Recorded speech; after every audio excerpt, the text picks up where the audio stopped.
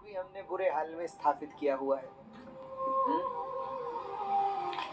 लोगों को पता ही नहीं कि 16 संस्कार कौन से।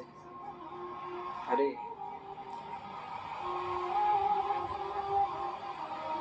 और यज्ञोपवीत आदि जो कुछ प्रचलित और विशेष संस्कार थे वो भी अब धीमे धीमे नष्ट होते जा रहे हैं। हमें बड़ा आश्चर्य होता है।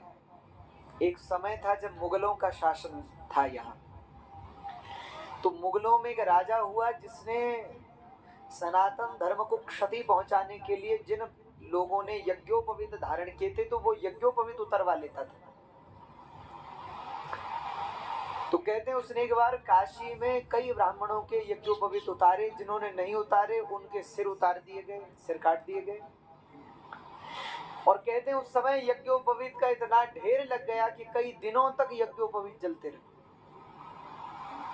लेकिन आज अगर सोच के देखो कि अगर यज्ञोपवीत इकट्ठे किए जाएं तो कितने होंगे, बताओ।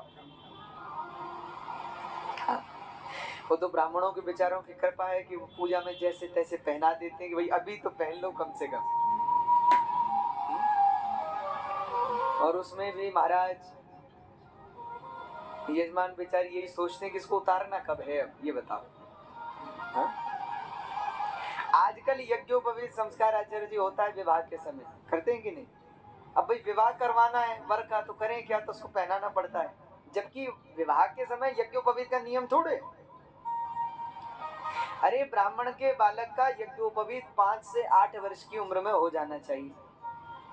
क्षत्रिय के बालक का यज्ञोपवीत 8 से कई लोग 11 मानते हैं, कई लोग 12 वर्ष मानते हैं। और वैश्य के पुत्र का यज्ञोपवीत 12 से 16 वर्ष के मध्य हो जाना चाहिए। ये प्राचीन पद्धति है, कहीं कहीं अंतर मिलता है इसमें, लेकिन लगभग लगभग यही है। लेकिन महाराज आजकल तो माता पिता भी यज्ञोपवीत नहीं करवाना चाहते अपने बच्चों का। यज्ञोपवीत होना चाहिए। यज्ञोपवीत तो हमारी संस्कृति है, कंधे पे यज्ञोपवीत हो।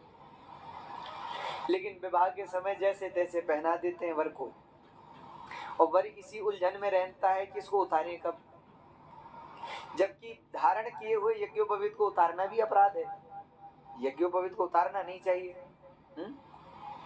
ब्राह्मणों में तो यज्ञोपवीत कई बार अपवित्र हो जाता है तो तत्काल नवीन यज्ञोपवीत धारण किया जाता है। लेकिन यहाँ तो बड़ी भारी समस्या है, यज्ञोपवीत ही नहीं है लोगों का। हमारे यहाँ कर्ण भेदन संस्कार होता था यज्ञोपवीत के साथ ही। हाँ, कर्ण भेदन, कर्ण में स्वर्ण के आभूषण, केवल माताओं के नहीं पुरुषों को भी कर्ण भेदन होता था। महाराज वेदारंभ था, विद्यारंभ था, कितने सारे संस्कार थे, लेकिन समय के साथ साथ सारे संस्कार नष्ट होते चले गए, मिटते चले गए। बालक के जन्म के समय में जात कर्म संस्कार किया जाता था, और बाबा नंद ने तो वाचयित्वा स्वस्त्ययनम जात कर्मात्मजस्य वै और कारयामास विधिवत पितृदेवार्चनम तथा। ब्राह्मणों से स्वस्ति वाचन करवाया अपने बालक भगवान के प्रागट्य पर, और बोले संतों को खूब दान दक्षिणा दी, अपने पितृ देवताओं की पूजा की, अपने पितृ देवताओं का यजन किया। कहते हैं घर में जब संतान का जन्म होता है तो व्यक्ति पितृ ऋण से उऋण हो जाता है। संतान के जन्म लेने पर तो पितरों की पूजा की जाती है, पितृ देवताओं का अर्चन किया जाता है।